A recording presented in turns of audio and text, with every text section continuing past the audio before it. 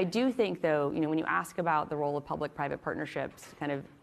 after the last few years, I think we spend so much time, understandably, focused on the mRNA vaccines and technologies. I spend a lot of time thinking about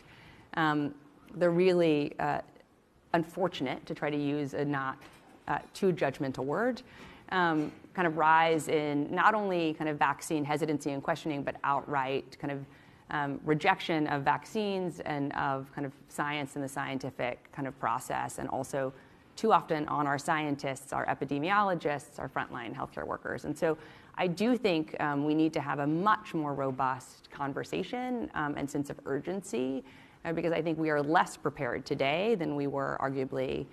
in January of 2020, partly because of the kind of lack of trust and confidence in not only our scientists, but in science itself, and certainly in the public health professionals. And so I think we need kind of the public sector to hopefully stop doing things like stripping away public health emergency powers from state public health agencies. But we also need the private sector to help, candidly, like do a better job of helping explain kind of the science that you are already commercializing and bringing to market, but also what you're working on, and help us kind of in the broader conversation not be uncomfortable with the discomfort of uncertainty. And so I do think we need really good ideas for how best to do that,